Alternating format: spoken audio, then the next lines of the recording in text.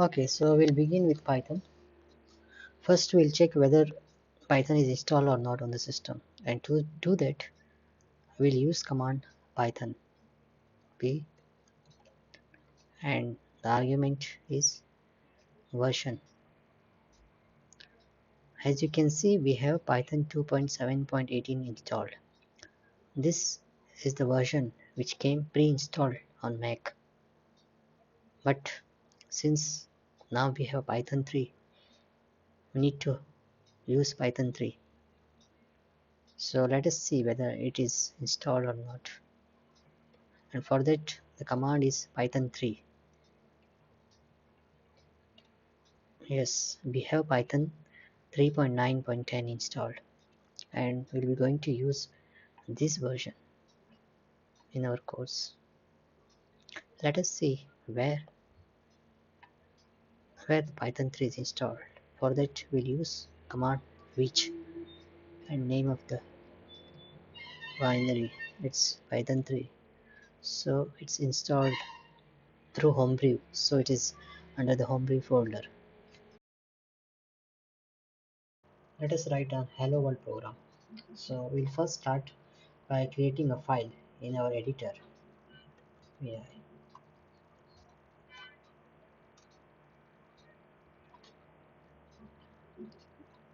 And the command to give output to console in Python is using print function. Print parenthesis hello world. Save the file. Okay. And to run this file, we have to type python 3 hello.py. As you can see, the output is shown in the terminal window. Hello world. So let us start with some Python commands, and to do that we will use an interactive mode. To start interactive mode, we type python 3.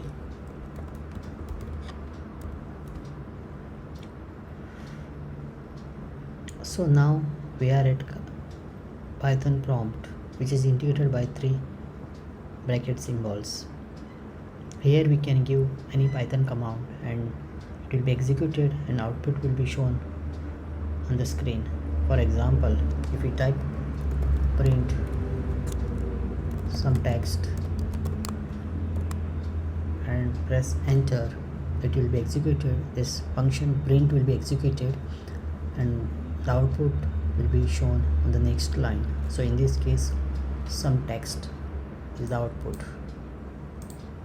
Similarly, we can give any command and it will be executed. For example, we can use this. For example, you can use this as a calculator. Let's say we want to know the sum of 2 plus 2. If you put like this, if you type like this and press enter, you will get 4 result. Similarly, 2 into 3. So what happens here is that whatever we type, that statement is executed, that expression is executed, and the output is shown on the screen. It should be valid Python command. If you type anything which is not a Python command, then you will get error as shown here.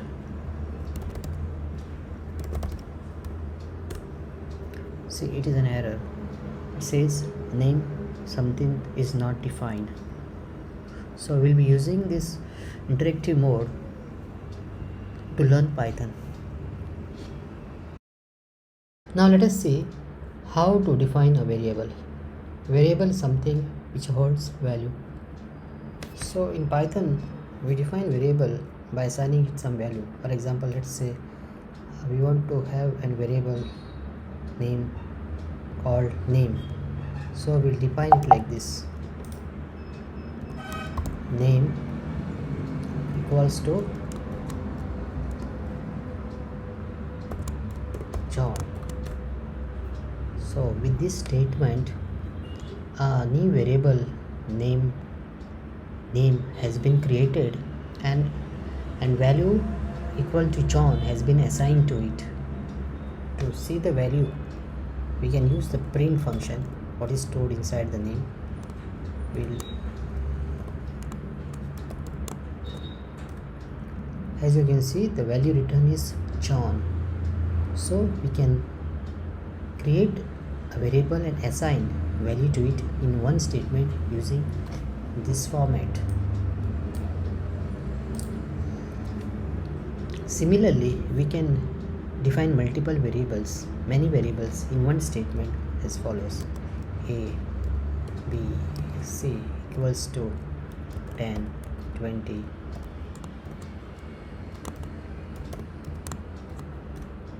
So with this one statement, we have created three variables, and they are a, b, and c.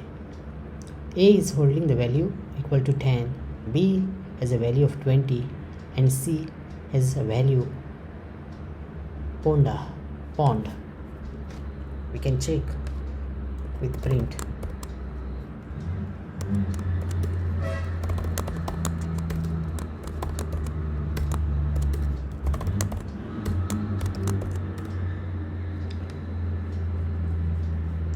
Now let us see some naming rules of variable. First thing, it should start with a character. It can start with the character and also with underscore. For example, this is a valid name, but it should not start with a digit. So this is invalid. Syntax errors, because variable name should start with alphabets only.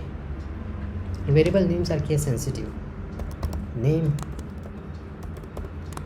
John and name equal to John 2. Here first one and second one are two different variables. Let's see. Print name, print name John. A variable should be defined before it can be used. For example, if we say like print address, then we'll get an error saying address is not found. So we can't use that which is not used, which is not defined yet.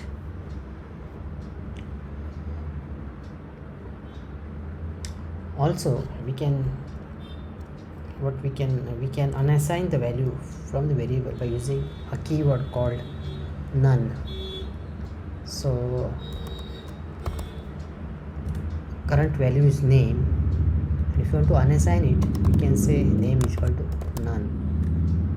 Now name doesn't have any values, because that's why it doesn't print anything, whereas name, this has a value, name doesn't have. So we can unassign the variable using none keyword. We have plus, minus, star for multiplication, slash for division, and then we have relational operators like for equal to, for not equal to, for greater than, for less than, and percent for modulus.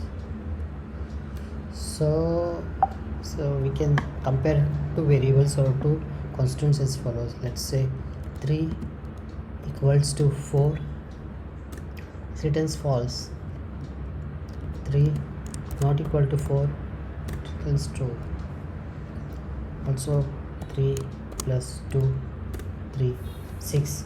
Modulus we can use 4 modulus 3, remainder is 1. So we have these operators in Python. Equals to 10, b equals to 15. If a equals to b, print a equals b. Else if a greater than b, print a greater than b. And the last is else part. Else print a less than b. So this is how we structure the if statement. First is if, and the terminated with colon, that's important, and then we write the statements or group of statements. If we have multiple statement, we call it group of statement, but the thing is that the block is made using indentation, so the code which is on the same indent level is considered as a block. So in this case print at the second level, and so we'll see what happens when we press enter here.